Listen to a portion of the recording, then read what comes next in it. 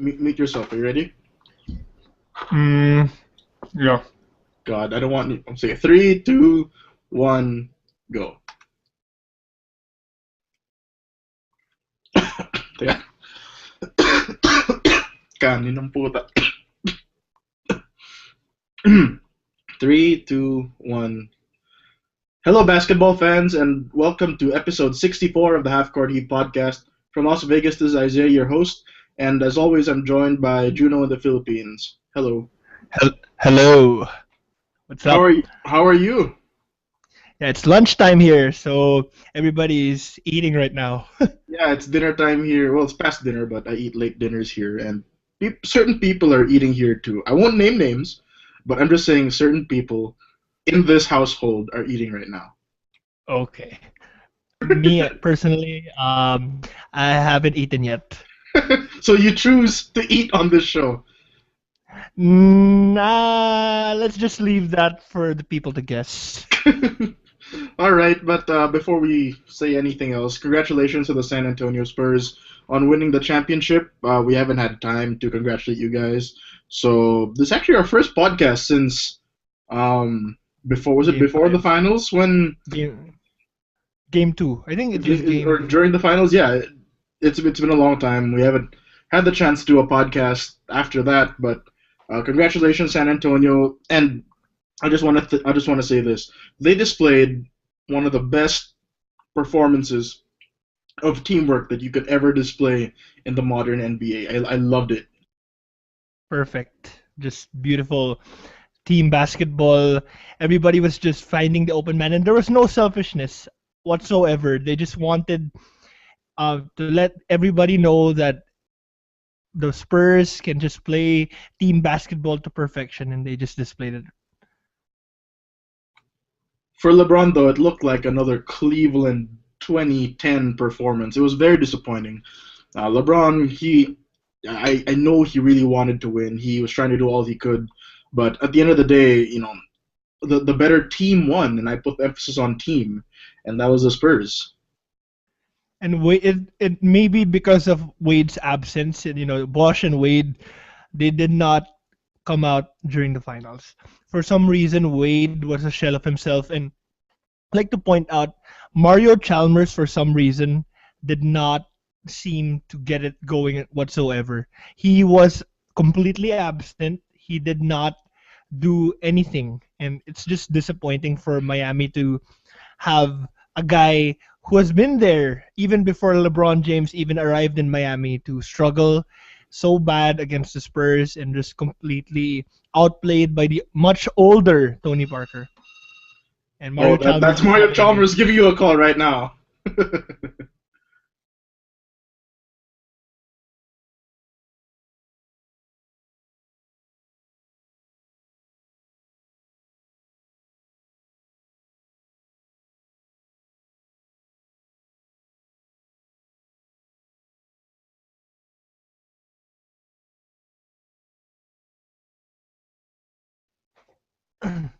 so yeah, Mario Chalmers just called me and told me, "What the hell are you saying?" He hates you. You know, how many players have you had on your hit list? I Dwight had Howard, Andrew Dwight Bynum. Howard, Andrew Bynum call me and just tell me that Uh, it's just ironic. They're calling me whenever I say stuff about them, and it's weird. and don't forget, you've been contacted by Bong Revilla also. Yes, Bong Revilla, who's in jail? He won't. He won't. At least you can. It'll give you peace knowing that he won't be calling you anytime soon. Yeah. Oh yeah. For sure. For sure. One last thing about the finals. Agree with Kawhi Leonard as the MVP. Yeah, definitely. Leonard was great during the finals. He absolutely outplayed LeBron James, in my opinion. I think even though LeBron had the better stats, had the better all-around game, it was Leonard's um, being able to keep in step with LeBron, being able to defend him, being able to stop all the dribble penetration. It just Well, paved the way for a great performance by Kawhi in, Leonard. in my opinion, he didn't stop LeBron James by any means. LeBron James was still LeBron James, and that's why if it was possible, and I know it is possible since it's happened only once before, but it did happen. LeBron James. If it wasn't Kawhi Leonard, LeBron James would have been my pick for MVP. The first and to be the second MVP ever for a losing team. How about Tim Duncan? Tim Duncan was great during the finals, and I don't. Tim Duncan was also deserving, but um, I don't know. And Boris Diaw was also great. But Boris Diaw's Finals MVP. Come on, really? Yeah, Boris Diaw was great. You know, you have to look into you have to take into consideration who the player actually made the most impact. And I think Boris Diaw. So Boris Diaw, Finals MVP. Yeah, it's all about. It's more of the impact over the name. Okay. Leonard's great. Go on, Boris Diaw. Going it next year, Boris Diaw, Finals MVP. Yeah, Leonard. Boris Diaw, definitely. Now, moving on from that, the NBA draft was yesterday, and what a draft it was, full of great moments, and it could be, as everyone says, one of the deepest drafts in over a decade, maybe the deepest since the LeBron James draft.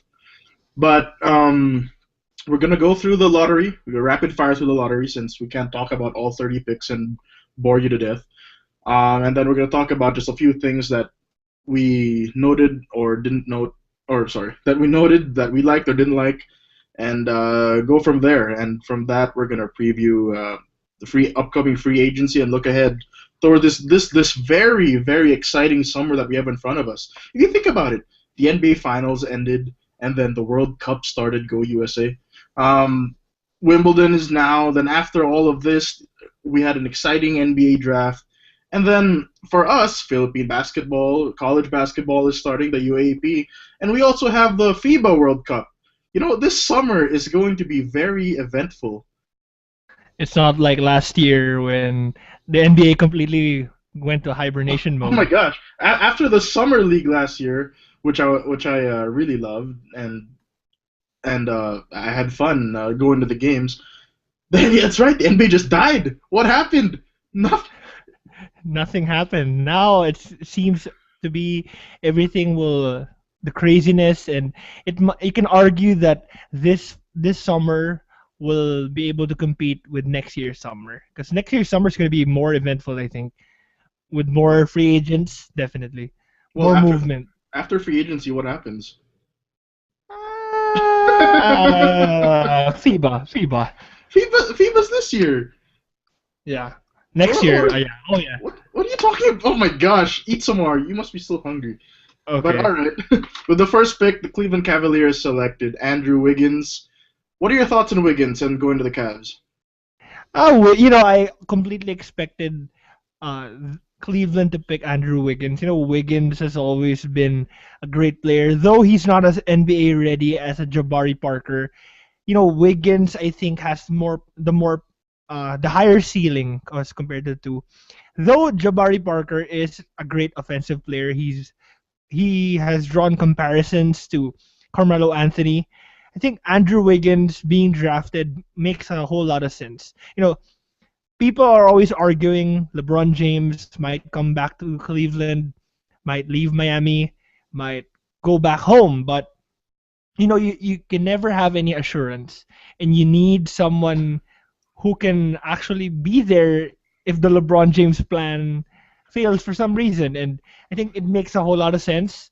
Wiggins will provide the defense, though Wiggins is not as polished yet. His jump shot is not as great yet as many expect it to be. His defense is there. His length is there. His overall athleticism is there, and it's going to really be good for Cleveland. And I completely expect them to make the playoffs this year. David Blatt, Kyrie Irving, and all those guys are deemed for a playoff spot. And we said that last year too about Cleveland. Mike Brown is coming home. Andrew Bynum fits in Mike Brown's system and all that stuff. But Andrew Bynum, it's Andrew Bynum for God's sake, Andrew Bynum. Well. Anyway, forget it. I don't want to talk about last year anymore. But I agree with you, Andrew Wiggins.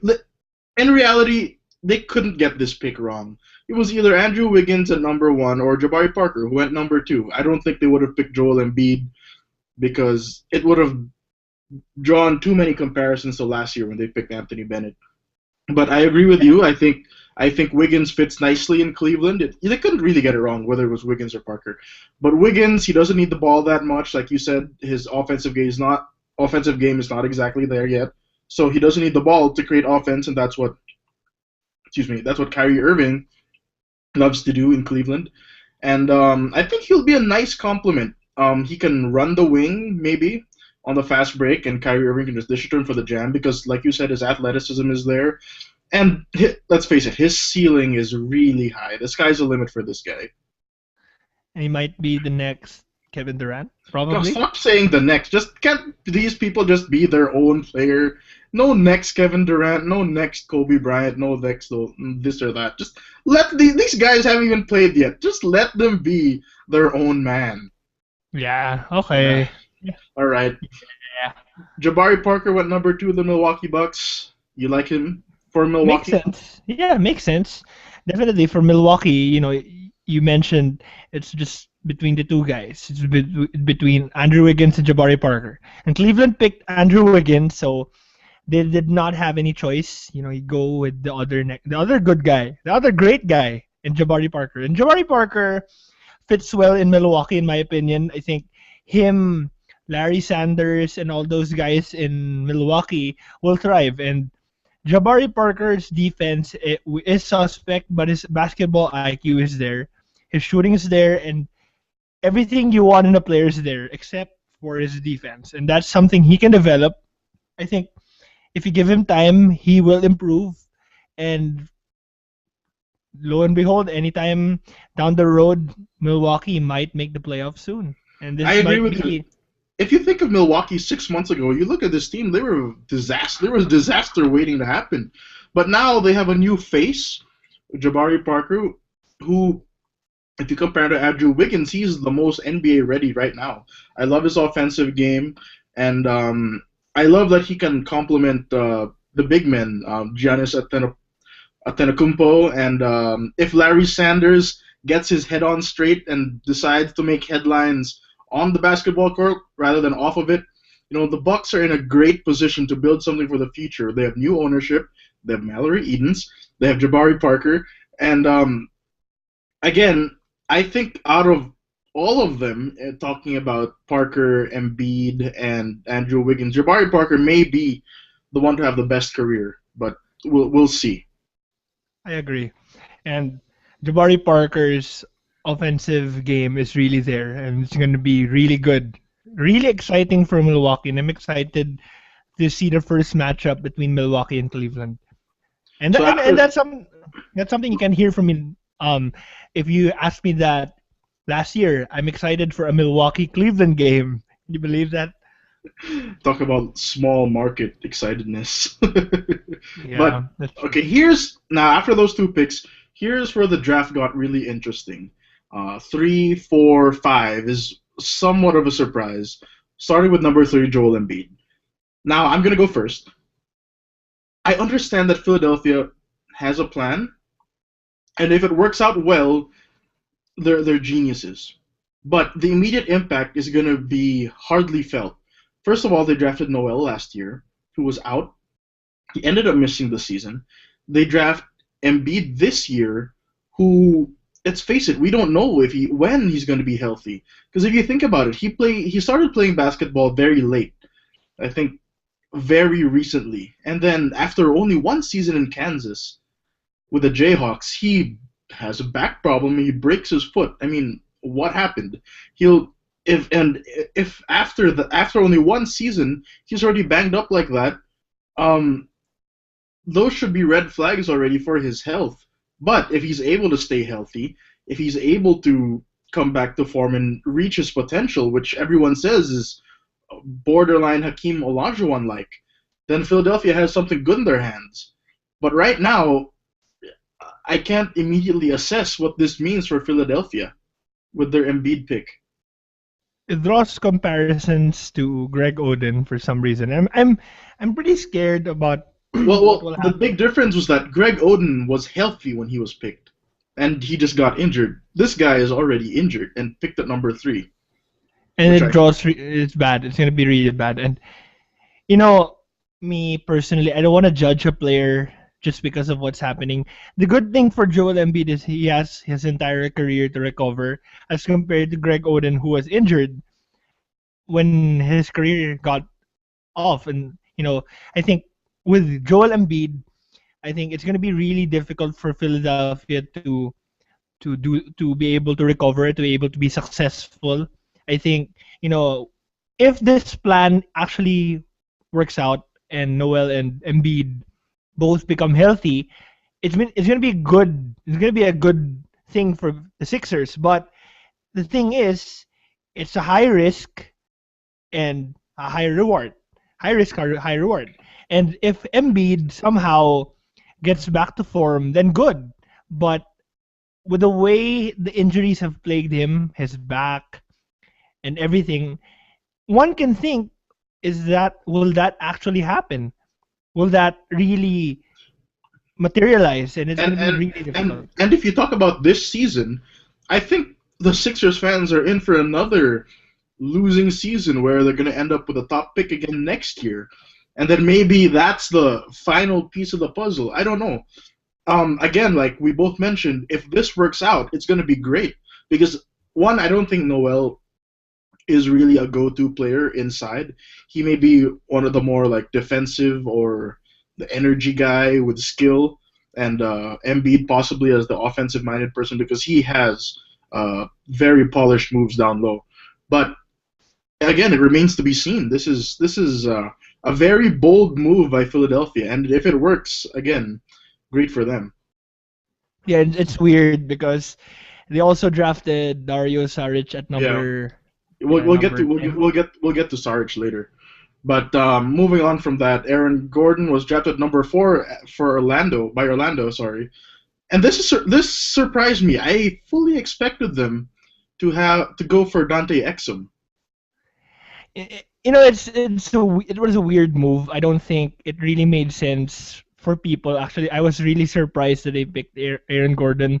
But the good thing about it is Aaron Gordon is athletic and he's a defensive player, and he's not a good shooter, but he's a good defensive player. And for Orlando to get him, it's gonna be good in terms of him having that impact on D. But yeah, you mentioned it. I think Exum was the need for them. They lack a point guard, and it doesn't make sense. The thing is, though, that Exum, Aaron Gordon, he plays the same position as Tobias Harris. Who else is here? Like Jason Maxiell is here. What's his name? Mo Harkless. He basically plays the same position as those young prospects. So, in my opinion, there's a little bit of redundancy here. I expected them to get Dante Exum, who, in my opinion, may be more talented than Elfrid Payton, who they eventually got later on. But I don't know.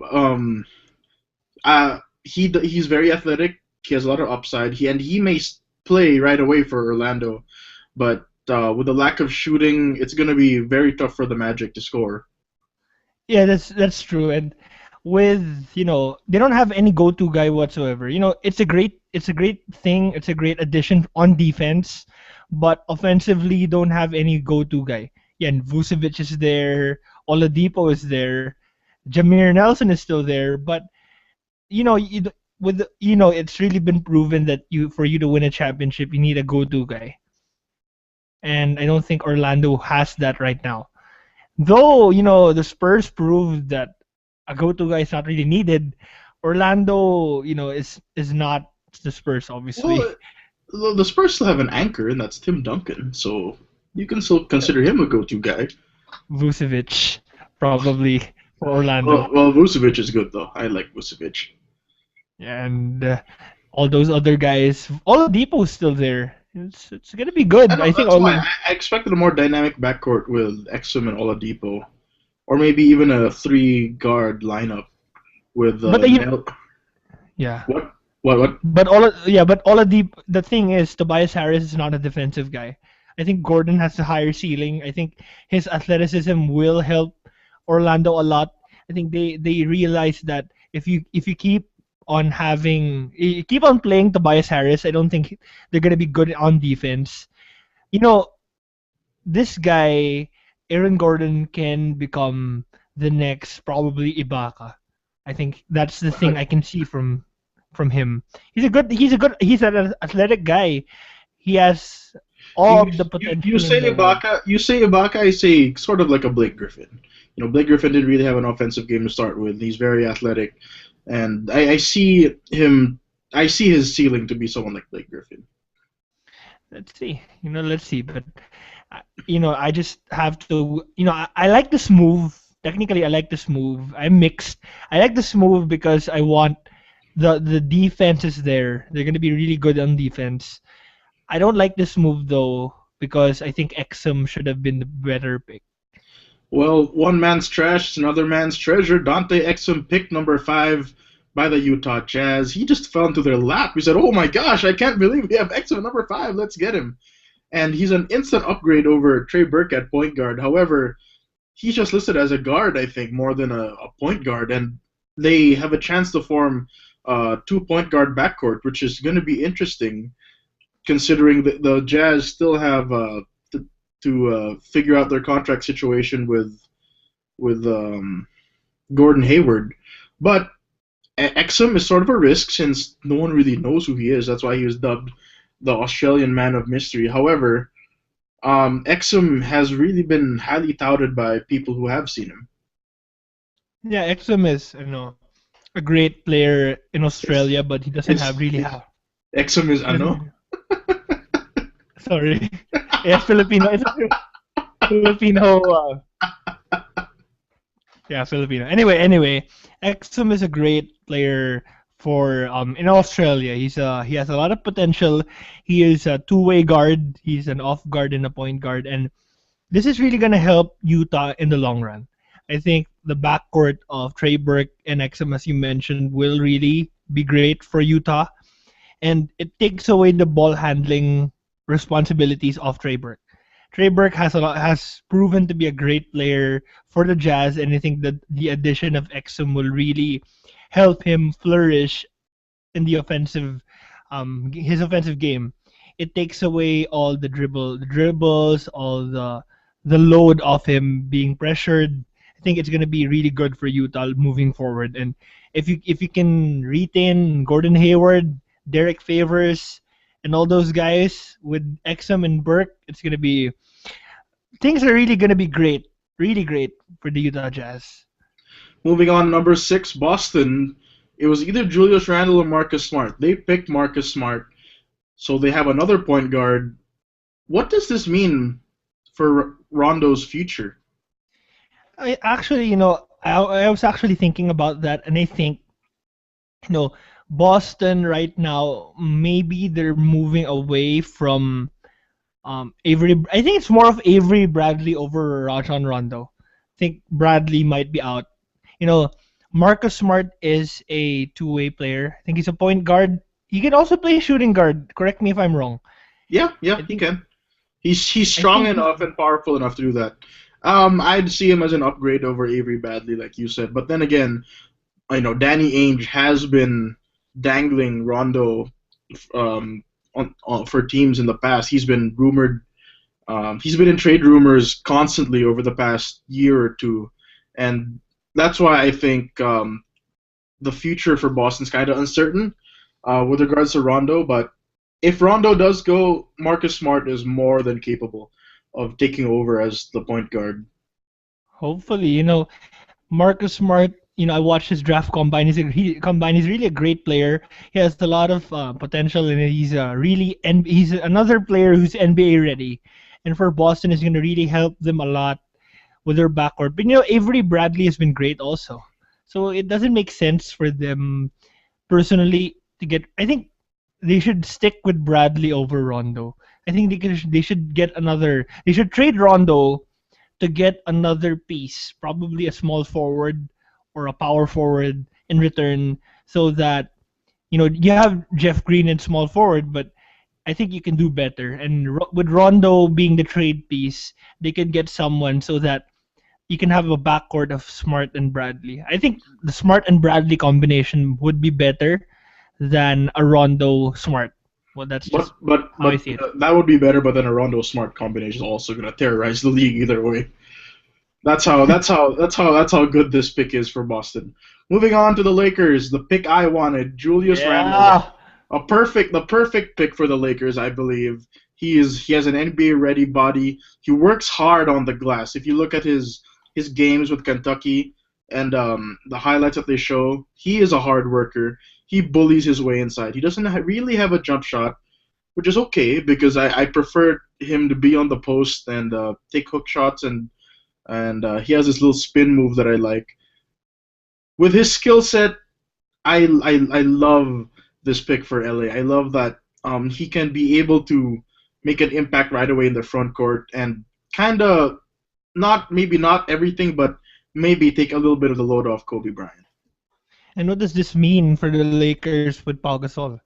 I don't know. The Lakers have said, according to Ramona Shelburne, they still want to re-sign Pau Gasol. That doesn't change. And if Pau Gasol and Julius Randle play, it allows Pau Gasol to play center, and maybe they have a little bit of two-man game going because Pau Gasol can hit the jump shot, and Pau Gasol can also play inside, so maybe a little twin tower effect going on. But again, Pau Gasol is still a free agent. A lot of teams are pursuing him, and we don't know. We don't know if he's going to resign, but the Lakers are still interested in re-signing him. If somehow Gasol leaves, and it's gonna be really interesting how Kobe's gonna attract free agents to sign with the Lakers.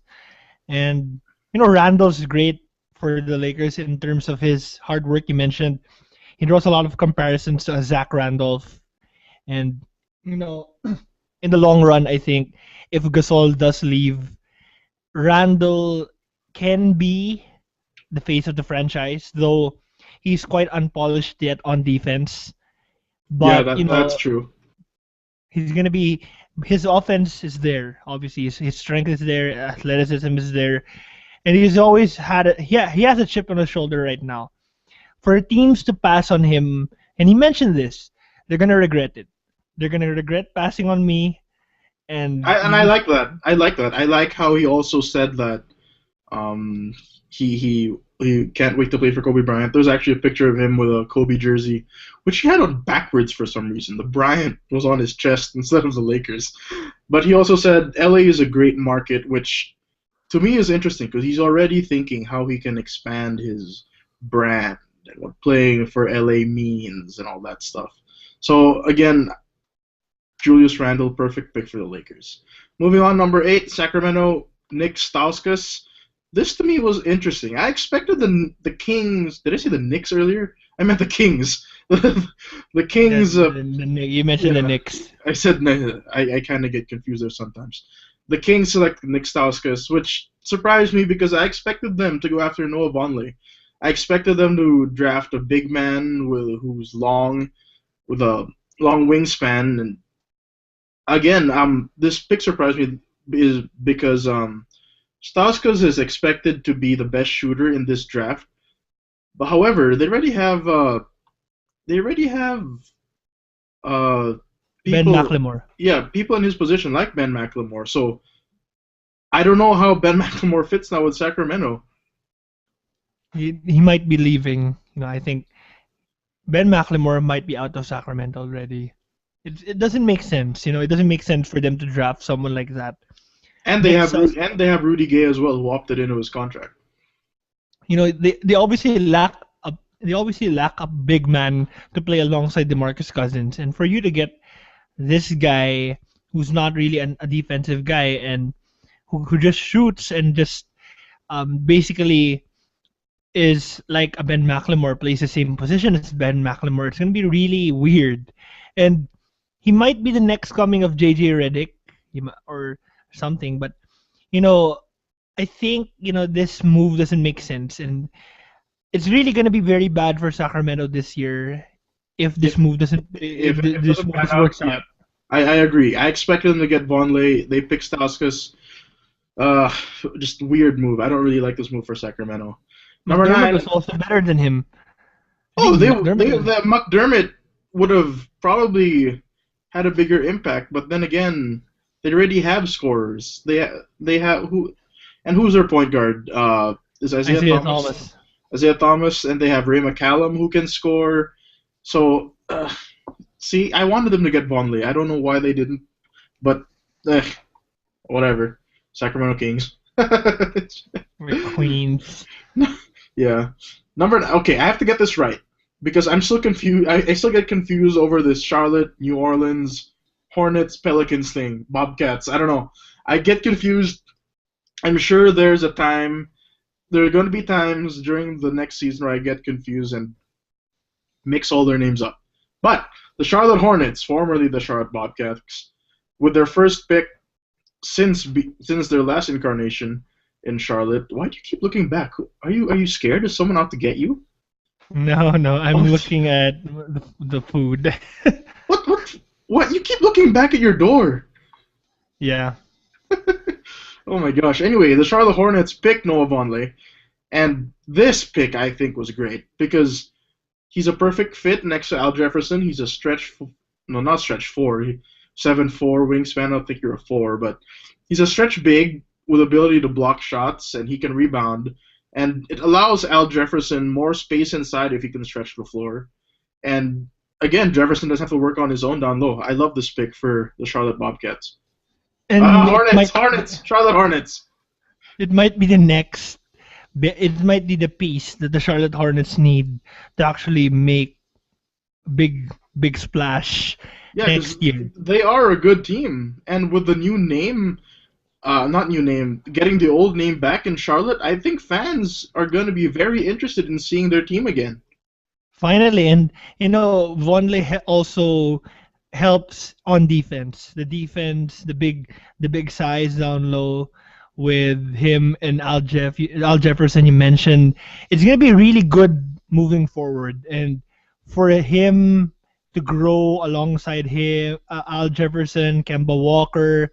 We also have Gerald Henderson. It's gonna be very interesting, and I also like this move. I think this move will help them, and Charlotte might make probably number 4 or number 5 next year in the East. Hopefully, let's see. To be number 4, or you have to at least win your division or have the next best record. But Miami is in the same division. Exactly. So it's a stretch, but I do honestly think they're primed for another playoff run. Number 10, the Philadelphia 76ers initially picked Elfrid Payton, which set up a very awkward interview with Michael Carter Williams. I don't know if you saw the draft. I know if you were at work, but I don't know if they played that interview on the radio. Did they? Yeah, but enlighten me again. They interviewed Michael Carter Williams after the Elfrid Payton pick, and he was like, he openly said, I don't know what this means for my future here, if I'm moving or not. It turns out, I guess Michael Carter Williams' job is safe because they traded him to the Orlando Magic. So it seems Orlando did get their point guard after all, but I still would have preferred Dante Exum. Yeah, and Elfrid Payton, I like Elfrid Payton even before the draft started. He draws a lot of comparisons to a Rajon Rondo, and the defense is there. Though he's not good, his jump shot is not there, his offense is not there. He's a great defensive player, and you to pair him up with Victor Oladipo, that's gonna really create a lot of steals. They're gonna force a lot of turnovers, and the future's bright. And I mentioned it earlier. The future's bright for Orlando. I think this move helps them moving forward in terms of being able to grow young talent together, and they're trying to do the same formula that Oklahoma City Thunder did before. You get young pieces, you grow them together, and eventually you're gonna make a big splash. Orlando with Vucevic, Aaron Gordon, Elfrid Payton, and Victor Oladipo. Imagine those 4 guys.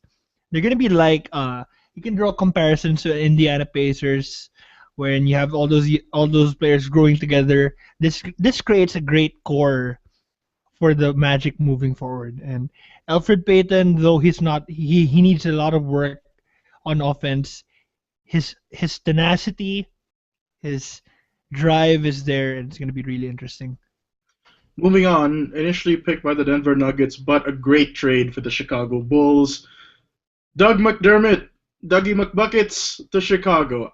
I love this. I love how the Bulls found themselves a scorer who can play off of Derrick Rose and stretch the floor, and it's great for Chicago. And imagine if the Chicago Bulls still had a top five defense with uh, with Carlos Boozer in the lineup. You shouldn't be worried about McDermott's defense. Thibodeau will mold this guy into a defensive stopper. But what does that do for the potential arrival of Carmelo Anthony if he does decide to go there? They're gonna have to shed salary. I think they're gonna get rid of Boozer. I think they're gonna amnesty him. His contract is off the books, and I also think they're gonna trade Mike Dunleavy. Yeah, Now Mike that Conley. now that Doug McDermott is here, so they're gonna shed some more space. They're gonna unload some more salary. And if I'm Carmelo Anthony, I'm looking at this Bulls team. I'm heading to Chicago. I love the Yeah. Chicago Bulls right now. And again, if Tom Thibodeau can coach a team to a top five defense with Carlos Boozer, they should have no problem with Carmelo Anthony. But again, Carmelo Doug Anthony. McDermott, he can play the three and the four. A great fit for Chicago. Really, really good. And I think the offensive game of McDermott is going to really be great for a Bulls team who's actually really in need of someone to carry the offense outside of Derrick Rose, outside of Joakim Noah, and McDermott really going to help them a lot moving forward. Number 12, picked by Orlando but traded and stashed by Philadelphia, Dario Saric.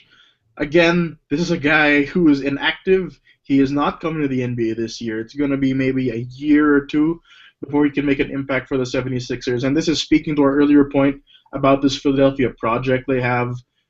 Maybe another 2 years before they can actually make a splash. Again, if this works out well, Philadelphia is going to be a force to be reckoned with. But as for the immediate impact, this is going to be very tough for Sixers fans. Yeah, it's gonna be they might be really, I don't know, they might be tanking for some reason because why get I, I I believe they are for another top pick next year, and again, who we said might be the next or the final piece in what they're trying to do. Saric is really a great player, but come on, you need a guy who can be there right now. Long term wise, it makes a whole lot of sense, but you need to win now, and maybe okay, it might be a low risk, high reward situation wherein you wait you wait for that guy to come, and when he comes, then he's gonna help them a lot, but you need to win now. And with Michael Carter Williams right now, they're really preparing to tank. Sorry for the term, but they're really for the accusations, but they're really preparing to tank. No question. Number 13, I thought Minnesota would try and get a player who can play immediately, but they picked Zach Levine, and I don't know how he fits in their plans to probably try to try to convince Kevin Love to stay because I don't think he's going to make that big of an impact. He might be in the D League. He's athletic and he can shoot, but the Timberwolves, with where they're going right now, should just rebuild. Zach Levine has a ton of upside, but I don't think he's making an impact anytime soon for Minnesota. I have to disagree. I think Levine's gonna be can be a great partner with Ricky Rubio, though his offensive game is not as polished yet. He has a lot of athleticism, and with him and Rubio in the backcourt, knowing that Kevin Martin might be traded, I suspect a trade soon. I think Levine's going to be a good player with him playing alongside Rubio and Pekovic. Those three guys can be the future of this franchise if Kevin Love decides to leave, which I think he will. So it's going to be something to watch whether or not Minnesota can develop these three guys to be the future of this franchise. Levine's a great player, no question, but you know his offensive game really needs a lot of work, definitely. And Levine's also a guy I think can draw a lot of comparison to someone like, for example, an Oladipo. I think his What? defense, Really? Oladipo, Oh, yeah, yeah. Okay. Oladipo is an athletic guy who didn't really have any offensive game whatsoever when he got drafted, but he can develop that, and Levine can do the same. I think it's just how I see it. Levine has a lot of upside, a lot of potential. Let's see how Minnesota and Flip Saunders can develop this guy. Flip Saunders has always been a coach, though, who thrives on having a great power forward or a power forward, yeah. So because they had Kevin Garnett, but He, people can also see that he had Latrell Sprewell before, and look what happened to Sprewell. He was a great shooting guard, small forward. Same can be said for Zach Levine. He might really just need to take time alongside Ricky Rubio, and it's going to well, be that's really what great you in the you future. mentioned. Take time if they wanna keep Kevin Love, and they're no in no hurry to trade him. But if they then time is not on their side. So that's why it maybe they he turns out to be a great pick and fit Minnesota's plans. But currently, right now, I don't see it. Moving on to Phoenix, the last pick of the lottery, T.J. Warren, and I think he fits well. He's another scorer who will thrive in the run and gun system in Phoenix, and I love what Jeff Hornacek was done there. But he can't he can't really shoot, but inside the 3 point range, he can get buckets, and I think he is a great fit in Phoenix. TJ Warren, I don't really have a background on TJ Warren, but from what I've been reading, he averaged 24.9 points per game and 7.1 rebounds last year for NC State. Yeah, Though, yeah, he has a scoring threat. He has a great offensive game, but you know, the thing is the question that most people are actually and most critics are actually asking is that is he ready for the NBA grind? Is he NBA ready? He might be someone like an Adam Morrison who was great in college but turns out to be bad in the NBA. Though you can give a chance to this guy. I think he has a lot of potential, knowing that he's a great offensive player. He's relentless. that's why I think he's gonna fit well in Phoenix and Phoenix's offensive system. Because Because, if you have a great offensive system like what Mike D'Antoni did before in Phoenix, you can hide some of people's shortcomings and faults, and that's what I think is gonna happen with T.J. Warren. If he gets the minutes, then he can produce. Just make him run in transition, and then create opportunities for him in offensive sets, and he will find playing time. So again, if he was picked somewhere else, maybe not, but in Phoenix, he's a great fit.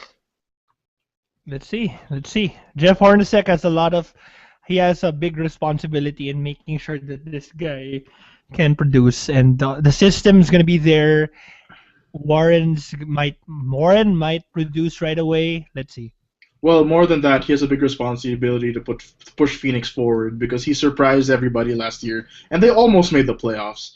So that's the end of the lottery. But I think it's worth mentioning that number 15, Adrian Payne for Atlanta, because he had a great suit on, and we're gonna talk about our favorite The suits. Yeah, we're suits. gonna talk about the suits. We do have a little suit watch that went on during the draft on Twitter. But Adrian Payne, he has a great story. If you didn't watch the draft, you should look up Adrian Payne and the story that he had. I think he's gonna find playing time, because he has Horford and Millsap inside, and he's a stretch four. He can be able to stretch the floor and create space down low for Atlanta's two big men. Yeah, Payne is also, yeah, you mentioned Payne being the guy who can really help Al Horford and Paul Millsap down low. It's a good pick for them knowing that this guy has a lot of upside, a lot of potential. But the thing is with Atlanta, I think they need a no, they don't really need a point guard. I think they need a shooting guard more for me.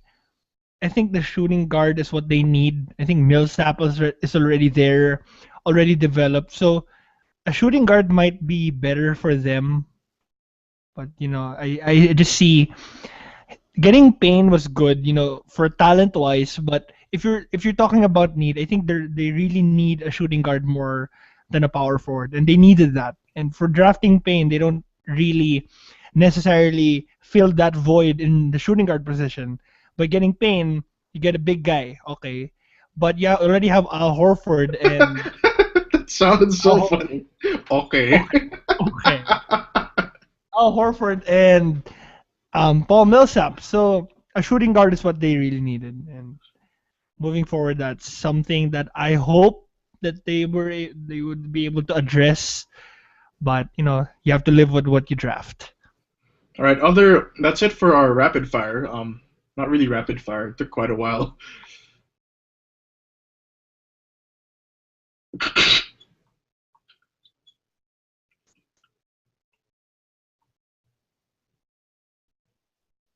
All right, that's it for our rundown of the lottery. Just a little few moves that I took note of that I liked and didn't like.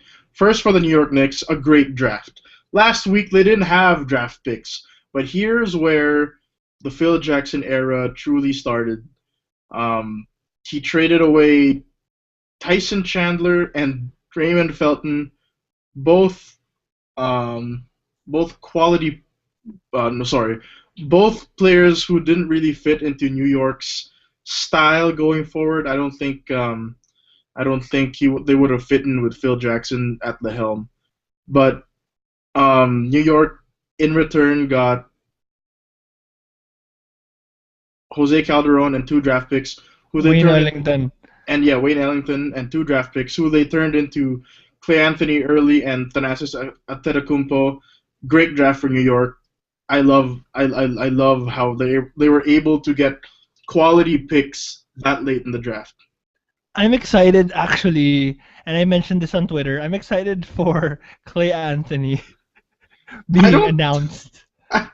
Given the way their PA announcer says Carmelo Anthony, this is going to be very interesting. How is he going to say Clay Anthony early? I don't, Clay Anthony early. And one of the one of the big surprises is the Toronto Raptors. The NBA the NBA draft crew of Bill Simmons, Jalen Rose, and um, and Jay Billis. They were expecting the Toronto Raptors to pick Shabazz Napier, the point guard out of UConn. Instead, they go out and pick Bruno Caboclo. I think I butchered his name already. Supposedly this Brazilian Kevin Durant, who they said during the broadcast is 2 years away from being 2 years away. So he's technically 4 years away from making an impact in the NBA. And if you look at the highlight films that were presented for this guy, it looks like they were filmed from a pre-iPhone smartphone or pre-iPhone cell phone. I don't even like a Nokia, I don't know, N8 or something like that, or one of those older phones. How do you remember his name again? I Bruno don't know, Caboclo. Bruno Caboclo. I should watch Adam Silver. I should just let Adam Silver say it, and I'm gonna play an Adam Silver clip. I'll just get the video later. But yeah, so there. Big. I don't know what Masai Ujiri was thinking. It's either he's a genius and in 4 years he's gonna be ready, or he's just trolling us all. So I don't know what to make of this pick. Caboclo is gonna be, Caboclo. I don't know. I don't really know. No one knew anything about it. That's the funniest part. Caboclo. And lastly, Miami, they want to keep LeBron James, and in an effort to do that, they were able to trade for Shabazz Napier. Shabazz Napier is someone I really loved in the NCAA tournament, and he's a LeBron favorite. If this is what it takes for LeBron to see that Miami is actually making an effort to improve their roster, then good for the Miami Heat. They might be really keeping LeBron James. Yeah. It doesn't make sense for him to leave, especially if they granted his request and getting Napier. Napier is a Well, great player. the thing is, it's not really his request. He just likes Napier. He didn't automatically say, "Hey, Miami, get Napier." He just expressed his love for Shabazz Napier, and whether that goes hand in hand, he's already an instant upgrade over Mario Chalmers. So you're saying Mario Chalmers might be leaving? He's a free agent, so he's already not there, and with Shabazz Napier there, I don't see how Mario Chalmers, who has been a starter for most of his Heat career, would want to play behind him. Because I see Shabazz Napier as a starter in Miami. Napier's gonna be a great fit. He draws a lot of comparisons to someone of a who can I mention? Someone like probably a Lillard. Yeah, yeah, Someone that's a fair comparison. probably But a Damian Lillard. yeah, Hopefully, and let's see. before we go on to our next topic, who did you like? Who had the best suit for you? I Andrew think Wiggins? the guy who had the best suit. Yeah, Come on, definitely. Andrew Wiggins.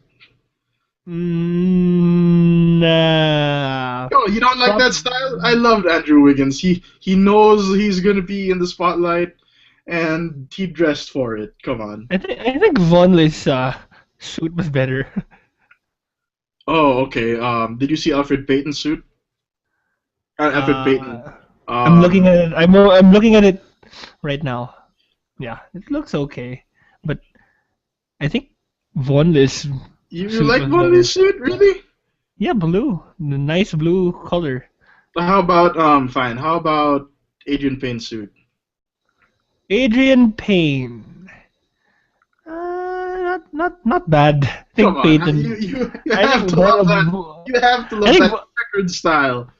I think Von List was better, definitely. And I also like to mention, I like I just wanted to throw it out before we get to our next topic. I really give a lot of props to the NBA for That actually was our honoring. next topic. Okay, You don't control for the honor. show, I do. But yes, Okay. a, yes, a great moment for the NBA, and I think another watershed moment for Adam Silver's reign as commissioner. He's already earned some goodwill with the fans for his handling of the Donald Sterling situation, the swift handling of the Donald Sterling situation, and this I think earns him even more points. Isaiah Austin, the Baylor center, who was discovered to have um, Narf Marfan. Marfan syndrome, yeah, just days before the NBA draft, and it doesn't allow him to play basketball competitively anymore. So what happened was, between the 15th and 16th picks, Adam Silver went out again. He took a moment to recognize Isaiah Austin, and and if you have any heart at all, you would have cried, or at least have your lip tremble during this part, when at least one part of his dream was granted when he was honored as a ceremonial draft pick by Adam Silver. So he was basically drafted by the NBA. And for someone to have a dream of playing in the NBA, just to hear your name called is a dream fulfilled. Historic. Exactly. It's a fulfilled dream, and for Adam Silver to do that, what a great moment, and what a great guy he is. He's a great. He's gonna be a really good commissioner, and that's why everybody loves the NBA now because of guys like that. And it's really something that I could say to be something that can define the NBA, the whole league in general. I think the league right now is headed towards a better future because of the leadership of Adam Silver, and I give a whole lot of props to the commissioner for doing what he did and for giving Isaiah Austin his dream. His dream might have ended prematurely before it even got started, but for him to actually announce the name, it's just a really good thing and a great moment for the NBA overall. Not only for the league, but for Adam Silver as a person. It shows that he really wants he wants the NBA to be a good league, a league where Um, that's fair, that's right, and that cares about its players. And again, this was a great moment for the NBA and for Isaiah Austin. Yes, Well, definitely. the draft is the last event for a league season, and July 1 starts a new league year, and which means it's a start of free agency. Just really quickly, are you ready for another circus with LeBron James and Carmelo Anthony? Yeah. Let's see. Probably Carmelo Anthony agrees to sign blank. Um, um, we still have to wait and see before we still have to wait for Chris Bosh and Dwayne Wade and their decisions. they opted out already. Did they? I didn't. When did that happen? I saw it earlier. I think I saw it on Twitter. I just need to hold on. Let me just pull I up didn't. I didn't. confirmation. I didn't see that. Let me just pull up I saw Bosch and Wade. Chris Bosch. Hold on. Are you sure? I Yeah. haven't. I haven't seen anything, and I've been on Twitter all day. And speaking of that, I saw Rick Bucher kind of blow his credibility out of the water with that Kyle Lowry rumor. The fail. Exactly. What was that? I mean, come on, really? Where did I see that? I think Sports Nation reported. There. I know. Hold on. Sorry. No, I don't see it. It's not on our RSS feeds on our site. I don't see it on Real GM. I don't see it on Hoops Hype. Where? Hold on. Where did I see it? Are you really this is stalling our show? Hold on. Let me just pull it up. Sports. I know that they met with each other, but I don't know anything about them actually making a decision. I can't find it, but I know I saw that. I Ugh. know I saw. Who did you say tweeted it? Sports Nation? Yeah, something like that. Fine, let's look at Sports Nation. Nada, nothing. There. What? Bosch Wade to opt out of deals. Who Saw tweeted it. it? Roto World. Roto World? According to multiple reports, Dwayne Wade and Chris Bosh will opt out of their deals and become free agents. By Roto World? Yes. Okay, well, all right. If they opt out, let's wait till it's official. But yeah, they're gonna opt out. I think Dwayne Wade's staying. Chris Bosh. Chris Bosh is the big question mark. I don't know whether it's I don't know what the conventional wisdom is for Chris Bosh. I'd want to see him leave. I'd want to see him go, and he's already won Go back to championships. Toronto. That was the rumor that Rick Bucher was saying, which ultimately turned out to be untrue. So I won't say anything about that. Go But back to Toronto. aside from that, we have the summer league, July 11th to 21st in Las Vegas. Before that, there's another summer league in Orlando. Come on, just move the summer league to Las Vegas. Just move everyone to Las Vegas. Move a team to Las Vegas. Oh yeah, definitely. Come on, we've been waiting for that. If they move a team to Las Vegas, will you still support the Los Angeles Lakers? Are you kidding me? I'm not a bandwagon fan. Of course I will. I'm a Laker But you fan. also, but you also support the Las Vegas team. No, why not? You know, I live here, so why not? Unlike people who want to support another team next year, who Uh, says that if players can be free agents, then fans can be free agents. I'm sorry, that's very laughable. I find that very funny. Hilarious. But again, looking ahead even further, the UAAP is about to start. Do you like LaSalle's chances to repeat? Ateneo's gonna be really good this year. They're gonna really have a chip on their shoulder, knowing that their streak was ended. You know, the De La Salle University Green Archers were able to end the streak. So Were able, Paul Heyman's clients, the De La Salle Green Archers, ended Ateneo's five Ateneo's co- Ateneo's De La Salle, five straight Paul five straight Heyman's championship streak. clients, the De La Salle University Green Archers, conquered the Ateneo streak. well, well, I knew it. I knew you were gonna go there. Oh, you But know. but seriously, you know, LaSalle has a good chance of actually making it a back-to-back. They still have everyone there, and they didn't really lose anyone. They only lost LA Revilla. They still have Vosotros, Van Opstal, Perkins, Teng, and they also have Thomas Torres, and Yeah. they also have the new recruit in Mbala. So it's really gonna be really interesting for the green and white. I think I went to Ateneo, but I do think I don't really like their chances. They may do well, but they're not a preseason favorite for me. I think it's gonna be LaSalle or UST. I think Well, UST is gonna. let's see how it goes. And lastly, the FIFA World Cup is now, but in August it's the FIBA World Cup of basketball. The Philippines, I'm rooting for you, and I love the move that they did with Andre Blach, going to the Philippines. I think he's going to be a great fit inside. I don't know. Do you know if the roster's decided already, or are they still Let me deciding? check. Let me check. Because because what you might call it.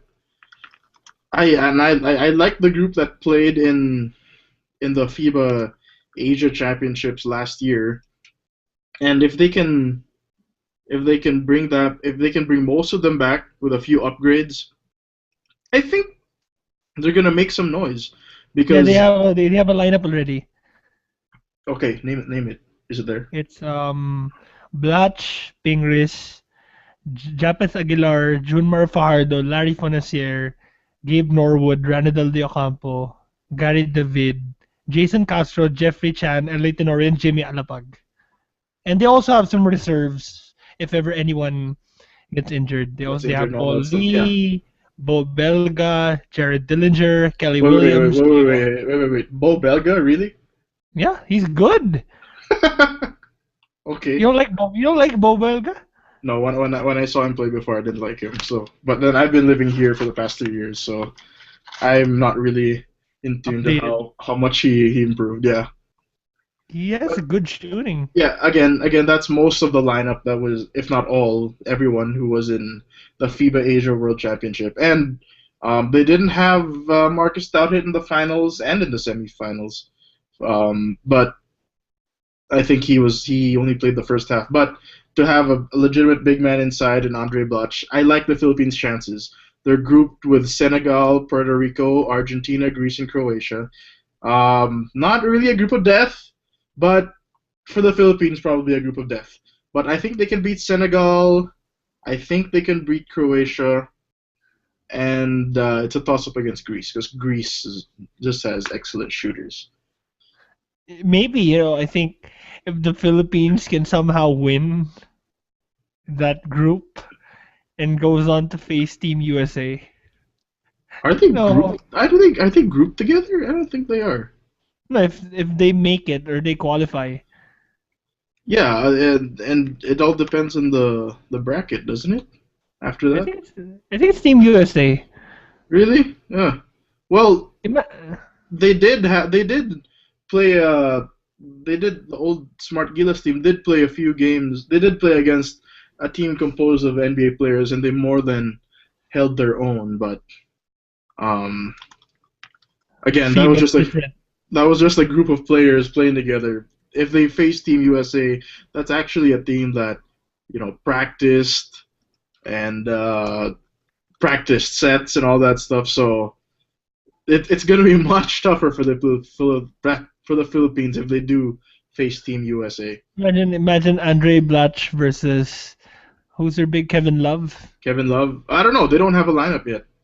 They still have a pool of players, but that lineup is going to be decided sometime this summer again. And I might be at the Team USA showcase and practices here at Thompson Mac. I love living in Las Vegas.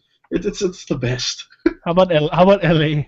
I'm a Lakers fan, but come on, I love the traffic in Las Vegas. If you bring me to LA, I'm just gonna be so mad at at the traffic and all of that down there. So there's more opportunities in LA, but for now, Las Vegas. Las Vegas. Yeah, so I'm excited. Again, this is going to be a great summer for sports and basketball. Basketball won't stop. And after the UAP, Definitely. It's not after gonna the U, stop. after the UAP season ends, it's back to the NBA again. Woohoo! Great. Yeah. Yeah. Yeah. Yeah, so I'm excited, and that's it for this episode. Anything more you'd like to add? Yeah, I'd like to thank Basketball TV for featuring our article on their website, for featuring our article up there for the draft winners and for the slightly losers of the draft. So thank you, I, gu- Basketball I guess TV. I guess they didn't like the just calling them outright losers. Losers. But yes, Thank you. Thank you. thank you for featuring the article of one of our contributors. And let's also credit him, Aaron Brisotto. Why Yeah, not? Aaron Brasota. Good Yeah. job. Good job, So man. good job with that article. Thank you, Basketball TV, for featuring that. And hopefully And we can actually we I hope that this will pave the way to more partnership probably why between why say that? partnership between Why be that shameless? you have to throw it out there. I was just gonna be modest. NBA, I'm just gonna be modest in saying that you fine. Just throw caution to the wind. NBA. The love for the basketball, both something that resonates between the two major companies. Though we're not Dude, really considered a company. We're considered a. what are you talking about? I'm lost. It's the thing is, the NBA is something that the half court heave and basketball TV has a lot of love for. So a potential something that can be made from that can really be great for both the big brands. Do you know So where can the people find us online? you can always okay, you can always like us on Facebook, facebook.com/the half court heave. Follow us on Twitter at half court heave, and you can always visit our website, thehalfcourtheave.com. We have RSS feeds from ESPN.com and NBA.com, so you can always check us out for the latest news. ESPN and NBA is there, so you can see that, and all our articles are there, our opinions, everything. And our podcast is available there and on iTunes and TuneIn Radio, the Half Court Heave podcast. So always check us out. Okay, before we go, I just want to thank everyone who's helped us because this is basically our last podcast of this NBA season. So thank you to Alfred for his constant updates in terms of fantasy sports. It really helped me, and I hope it helped other people as well with their fantasy teams. He's been very consistent rolling out his picks, including the playoffs. His drive to the finals his picks. Oh my gosh, I expected it to stop after the regular season, but he went up. And it's still continuing. He's gonna release. Stay tuned for the release of the grade of the trade. Oh yeah. He still has more things to talk about, like the trades in this NBA draft. Honestly, he has been like one of the key guys for us this season, and The it's been go-to guy. exactly. Thank you to Mo Twister, Vico, Craig Smith, and Gordon Hayward for taking the time to talk to us this season. We appreciated it. We love talking to you guys, and hope we can talk to more people as well.